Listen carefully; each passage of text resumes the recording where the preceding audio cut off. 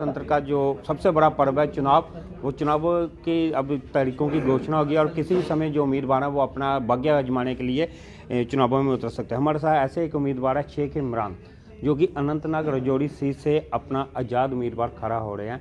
और इमरान साहब, सबसे पहले आपका स्वागत है। क्या सोच के आपने इस कंटेस्ट को लड़ने का इरादा किया?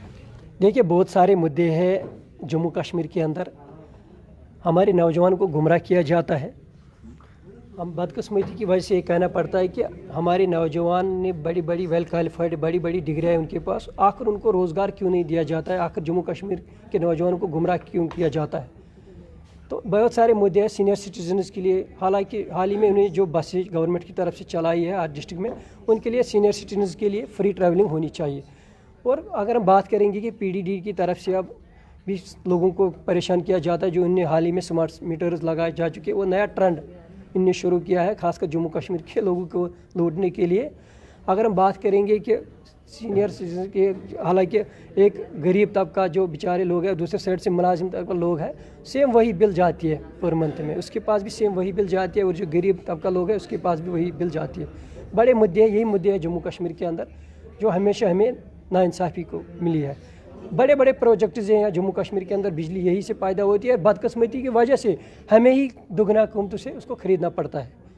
ऐसे बहुत सारे मुद्दे हैं जिन पे मैं खड़ा होना चाहता हूँ। आपकी आयु से लगता है आप काफ़ी युवा हैं, तो कितना आपको राजनीति का एक्सपीरियंस है? कितने साल हो गए आपको राजनीति में? जी बिल्कुल, मुझे 5 साल हो चुके हैं, 5-6 साल राजनीति में आए हुए हैं। और बड़ा लोगों का बड़ा सपोर्ट रहा मेरे साथ। लोगों का मैं बहुत तहे दिल से आज शुक्रिया अदा करना चाहता हूँ। आप देखिए सोशल मीडिया पे भी कि हर जिस डिस्ट्रिक्ट में मैं जाता हूँ, कम से कम 5-6 हज़ार लोग तो भीड़ में होते हैं। आप राजौरी अनंतनाग सीट से चुनाव लड़ रहे हैं, खुद आप कहाँ के रहने वाले हैं? अनंतनाग डिस्ट्रिक्ट के। अनंतनाग। जी तो इससे पहले भी आप किसी राजनीतिक पार्टी में थे? नहीं, पहली बार मैं अब ये इलेक्शन के लिए खड़ा किसी हुआ। राजनीतिक पार्टी का हिस्सा थे? जी बिल्कुल, पहले मैं आरएसएस में सिक्योरिटी ये स्टेट सेक्रेटरी रहा था आरएसएस में, और उसके बाद मैं रहा था स्टेट सेक्रेटरी बीजेपी 3 साल में। उसके बाद बीजेपी छोड़ के अब मैं इंडिपेंडेंट में आया। तो बीजेपी क्यों छोड़नी पड़ी आपको? लोकल के जो वहाँ के लीडरशिप हैं, उनने मुझे एक्टिविटी करनी नहीं दिया है। उनको थ्रेट लगा है कि इसके साथ जो लोग जुड़ जाते हैं तो उनको अच्छा नहीं लगा, तो फिर मैंने समझा कि थ्रेड किस बात का? कि ज़्यादा लोग जुड़ रहे थे मेरे से। हालांकि अगर हम बात करेंगे, उनको 10 साल हो चुके हैं वहाँ ये बीजेपी चलाते हुए, लोग जुड़ ही नहीं जाते थे उनके साथ। लोगों को मेरा काम देख के पसंद ये अच्छा लगा लोगों को, तब लोगों ने मेरे सपोर्ट किया।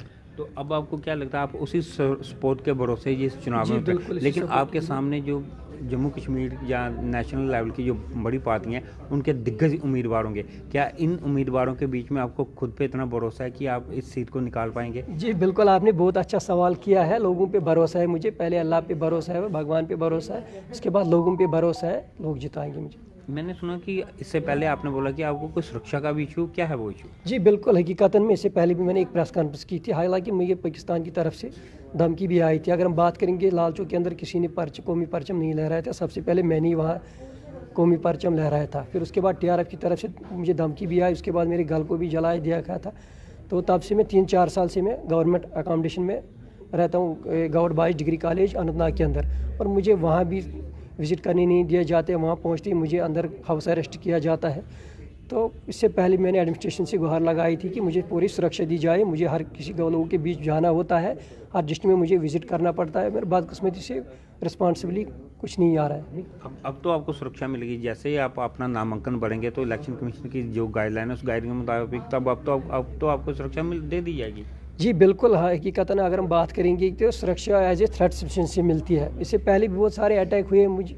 आखिर अनंतनाग के डिस्ट्रिक्ट के अंदर ही मुझे सिक्योरिटी क्यों दी जाती है? मुझे अनंतनाग डिस्ट्रिक्ट से बाहर भी जाना पड़ता है, उसके लिए भी मुझे सिक्योरिटी मिलनी चाहिए। उसका तो हमें पूरा पता नहीं क्या प्रावधान होगा, लेकिन इतना तो हमें यकीन है कि जो आपकी चुनावों से पहले या चुनावों के बाद की सुरक्षा होगी, वो तो हमें पता नहीं उसका क्या प्रोसीजर रहता है। लेकिन जब तक आपने चुनाव का ये पीरियड चलेगा, उस चुनाव की कैंपेन के लिए और चुनाव के लिए तो सुरक्षा मुहैया करवाई जाती है। देखिए बिल्कुल, आपने सही बात किया है। लेकिन अगर हम बात करें कि कश्मीर वाले एक डिस्टर्ब एरियाज़ है, काफ़ी मिलिटेंसी है वहाँ पे, और इससे पहले भी बहुत सारे अटैक हुए हैं। मौजूद एफआईआर है, एडमिनिस्ट्रेशन को दिखाया है, तभी उसके बावजूद मुझे सिक्योरिटी क्यों नहीं दी जाती है? क्या सिक्योरिटी खाली बीजेपी वालों के लिए? रात के अंधेरे में बीजेपी वाला किसी बीजेपी के साथ ज्वाइन करता है, सूरज निकलने के ही उसके साथ ज़्यादा सिक्योरिटी होती ये है। तो अब हम नाइंसाफ़ी करें, पहला आप बीजेपी का हिस्सा रहे तो अब बीजेपी से बाहर आके आप इस तरह के इल्जाम लगा। सुरक्षा तो सभी कैंडिडेट को मिलती है। देखिए, अगर सुरक्षा सभी कैंडिडेट मिला, अगर मेरे पास थ्रेट सिचुएशन भी है, अखबारों में खबरें आ चुकी है, उसका अफेयर कापी भी दी जाती है, तो अभी मेरे साथ सुरक्षा क्यों नहीं दी जाती है? अगर इन्वर्टेड मेरे साथ कुछ इंसिडेंट हुआ तो उसके जिम्मेदार आज एडमिनिस्ट्रेशन है। ठीक है, और इसके अलावा कोई और कोई मुद्दा है या कोई आपकी कोई डिमांड? Thank you. बस तो ये थे शेख इमरान साहब, जिनका साफ तौर पे कहना था कि आने वाले दिनों में जो चुनाव हो रहे हैं, चुनावों से पहले भी और चुनावों के बाद भी, तो इनको अपनी जान का खतरा है, उसके तहत इनको भी सुरक्षा भी मुहैया करवाइए। अब आप सब लोगों की इस पर क्या राय है, अपने राय कमेंट बॉक्स में दीजिएगा। इस तरह के और अपडेट के लिए यूँ ही देख रहिए दोगरा जर्नलिस्ट न्यूज़। नमस्कार।